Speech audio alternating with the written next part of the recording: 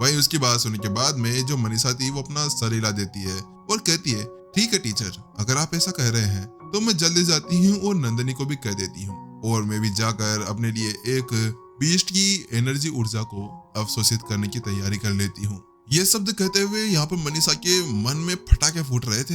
ऐसा लग रहा था किसी ने सूतली बम लगा दिया हो उसके दिमाग के अंदर। बात कुछ ऐसी थी कि वो अब उसकी जो प्लानिंग थी वो कुछ ऐसी थी। मैं यहाँ पर अब तुम्हें बहुत बुरी तरह से शर्मिंदा करने वाली हूँ। तुम्हारी इतनी हिम्मत कैसे हो गई कि तुम मुझे यहाँ पर सिखाने के बारे में सोच सकते हो। अब मैं तुम्हें तुम्हारी पूरी जिंदगी भर का दुख एक ही बार में दे देने वाली हूँ। उसके बाद मनीषा वहाँ से चली जाती है। मनीषा से वहाँ से जाते हुए देखकर विपिन अपने दाढ़ी खुजाता है और सोच रहा होता है, अच्छा तो मुझे भट्टी भी बनानी होगी, चलो कोई बात नहीं, बना ली जाएगी। इसके बाद में वो फिर से अपने पीछे खड़े हुए दाऊ यानी कालिया की तरफ देखता है और कहता है, और कालिया क्या हाल है, तुम्हें नए शरीर मिल गया है, कैसा लग रहा है तुम्हारे नए शरीर के अंदर तुम्हें। यहाँ पर जो विपिन था वो एक मुस्कान के साथ में उससे कहता है। तो उसकी बात सुनने के बाद में जो कालिया था वो अपने दोनों खुरों को ऊपर उठाता है और कहता है, यानी कि उसको बहुत ज्यादा अच्छा लगा था। बात कुछ ऐसी थी कि लास्ट टाइम के अंदर जब उसने अपने मास्टर को यहाँ पर चुना था तो उस जगह पर उसको बहुत ज्यादा डर लगा था। उसको समझ में नहीं आ रहा था कि आखिरकार ये बंदा कैसा है जो उसके शरीर के अंदर से उसके खुद के अंगों को काट कर उसको खाने के लिए कह रहा था। आखिरकार इतना बेशर्म मास्टर किसका हो सकता था। वो तो बढ़िया है कि उसके दोस्त लोग नहीं थे, वरना वो तो उसके ऊपर यहाँ पर हंसने लगते कि कालिया के मास्टर ने कालिया का ही गोश्त उसी के हाथों के अंदर से उसी को चाकू देकर कटवा लिया था। हे प्रभु, ये बातें सोचते हुए भी कालिया को बहुत ज्यादा शर्म सी आ रही थी। लेकिन इस बार ये देखते हुए कि कालिया के लिए उसने एक बहुत ज्यादा अच्छा, बहुत ज्यादा पावरफुल शरीर को ढूंढ लिया था, तो ये चीज देखने के बाद में तो उसे बहुत ज्यादा अच्छा लगा था। आखिरकार अच्छा क्यों नहीं लगता, इतना पावरफुल शरीर होना बहुत ज्यादा अच्छा था। वहीं दूसरी तरफ व्हाइट रॉक एकेडमी के अंदर मनीषा के घर के अंदर लियू परिवार की सबसे बड़ी बेटी होने के नाते जो मनीषा थी वो आखिरकार एक नॉर्मल से घर के अंदर तो न रह सकती थी, जैसे कि हर एक स्टूडेंट रहा करता है। उसको भी एक निजी छात्रावास दिया गया था। छात्रावास तो नहीं, उसने यहाँ पर अपना एक घर खरीद लिया था। हाँ, हालांकि यहाँ पर ये घर विपिन के स्टाफ छात्रावास से छोटा था, लेकिन फिर भी ये उसकी निजी जगह थी जिसको उसके लिए बनाया गया था या उसके लिए खरीदा गया था। उस जगह पर मनीषा अपने एक रूम के अंदर बैठी थी। मेरी आंख, इतनी तेज दर्द हो रही है, धीरे करो, मनीषा जोर से चिल्लाती है और उसकी आवाज पूरे घर के अंदर गूंज जाती है। मिस मुझे माफ कीजिए, आप गुस्सा मत होइए। वहां पर उसके पास में एक उनकी नौकरानी थी, वो लड़की थी। वो उसको दवाई लगाते हुए बहुत ज्यादा डर रही थी, उसके हाथ कांप रहे थे। वो कहती, मिस मुझे माफ कीजिए, मैंने जानकर कर नहीं किया है, मुझे माफ कीजिए। तो उसको ऐसा करते हुए देखकर मनीषा कहती है, हाँ कोई बात नहीं, तुम अपना काम करो, बस थोड़ा धीरे से। यहाँ पर जब उसको दवाई लगती है ना तो उसके साथ में उसकी चीखें निकल जाती है हर बार। उसकी हालत पूरी तरह से खराब होती जा रही थी। वहीं जब यहाँ पर मनीषा को दवाई लगाई जा रही थी कि वहीं दूसरी तरफ उसके सामने उसका बटलर अपने घुटनों के बल बैठा हुआ था। उसकी जो गर्दन थी वो नीचे की तरफ झुकी हुई थी और ऐसा लग रहा था कि किसी पल वो रोने लगेगा।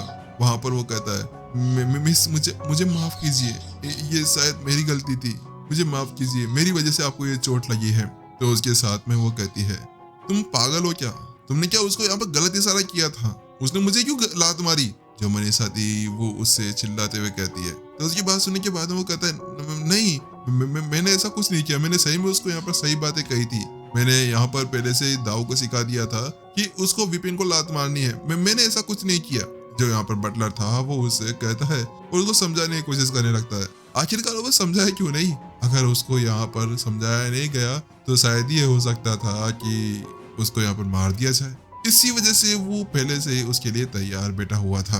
लेकिन वो ऐसा कैसे कर सकता है, दाऊ ने आखिरकार हमें लात क्यों मारी।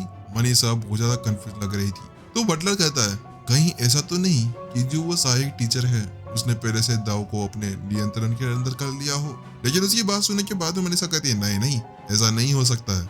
आखिरकार कुछ समय के अंदर केवल हाथ लगाते हुए वो उसको कैसे अपने नियंत्रण के अंदर कर सकता था। ये बातें सोचते हुए अब दोनों बहुत देर तक शांत बैठ जाते हैं। लेकिन उसके बाद में जब उन्हें कुछ समझ नहीं आता है तो उसके साथ में मनीषा कहती है, ठीक है, छोड़ो, इसके बारे में अब बात करने की जरूरत नहीं है। पता नहीं क्या हुआ था, लेकिन अब मैं तुम्हें यहाँ पर एक और चांस देने वाली हूँ तुम्हारी सारी गलतियों को यहाँ पर ठीक करने के लिए। तो वही मनीषा की वो बात सुनते हुए बटलर की खुशी का ठिकाना नहीं था। वो कहता है, हाँ हाँ मिस, बिल्कुल बिल्कुल, आप जो कहें मैं आपके लिए करने के लिए तैयार हूँ। मुझे बताइए कि आखिरकार आप मेरे से क्या करवाना चाहते हैं। तो उसकी बात सुन के बाद में यहाँ पर वो कहती है, देखो बात कुछ ऐसी कि कल जो वो विपिन है ना, वो मुझे एक लेक्चर देने वाला है और वो मेरी भट्टी को जलाने में मेरी मदद करने वाला है। तो इसी वजह से मैंने पहले से ही यहाँ पर लिंगयुन जानवर का जिक्र किया था और उसे देखकर ऐसा लगता है कि अभी तक यहाँ पर जो विपिन है उसको लिंगयुन जानवर के बारे में ज्यादा कुछ पता नहीं है। और क्योंकि अगर ऐसी बात है तो अब हमारे पास में एक अच्छा मौका है उसको शर्मिंदा करने के लिए। तो उसकी बात सुनने के बाद में बटलर अपना सिलाता है और कहता है, हाँ मिस, आप बताइए कि आपको मेरे से क्या करवाना है। बटलर की आंखों में यहाँ पर कुछ अलग सा दिख रहा था। तो तुम्हें कल ऐसा करना है कि जल्दी से घर जाओ और वहां से एक हान वाई कछुए का खून की बोतल लेकर आ जाओ, मनीषा ने उससे कहा। उसकी बात सुनने के बाद में जो दुल्हा था, जो बटलर था, वो हैरान रह चुका था। कहता है, क्या हान बे कछुआ? आपको पता है ना कि वो यहाँ पर बहुत ज्यादा निम्न स्तर का बीस्ट है। ऐसा कहा जाता है कि उसको तो एक सुरत जानवर भी नहीं कहा जा सकता है। तो आप क्या वास्तव में उसका यूज करना चाहती हैं? यहाँ पर जो हान बे कछुआ होता है उसका खून ठंडा होता है और बर्फीला होता है। इसको भट्टी बनाने के लिए यूज नहीं किया जा सकता है। अगर भट्टी बनाई तो शायद भट्टी या तो बनेगी नहीं, और बनेगी तो बिल्कुल निम्न स्तर की बनेगी। ये आम पौधों जितना भी अच्छा नहीं होता है भट्टी बनाने के लिए, तो बिल्कुल भी नहीं। आखिरकार भट्टी को आग की जरूरत होती है, ना कि बर्फ की। क्या वो बर्फ डालकर उसके अंदर आइसक्रीम बनाएंगे? यहाँ पर जो बटलर था उसको कुछ समझ नहीं आ रहा था।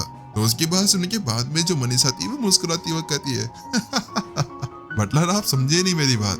जितना अच्छा यहाँ पर मेरे लिए असफल होना होगा ना, उतना ही बेहतर होगा। आखिरकार फिर हम उसके बाद में उस खड़ूस बिल्कुल बेकार नाकारा टीचर विपिन को हम एक अच्छा सबक सिखा सकते हैं। उसको आखिरकार कल सभी के बीच में पूरी तरह से खत्म कर देना है। उसकी रेपुटेशन को खत्म कर देना है। उसकी इतनी हिम्मत कैसे हो गई कि उस बंदे ने यहाँ पर मेरे से पंगा लिया। अब मैं उसको अच्छी तरह से बदला लेने वाली हूँ। जो यहाँ पर मनीषा थी उसकी आंखों के अंदर साफ साफ अंगारे दिख रहे थे। वो साफ साफ विपिन को यहाँ पर एक अच्छा सबक सिखाना चाह रही थी। तो वहीं दूसरी तरफ उसकी बात सुनते हुए बटलर की आंखों के अंदर यहाँ पर सितारे चमकने लगते हैं। मिस, आप तो बहुत बढ़िया है।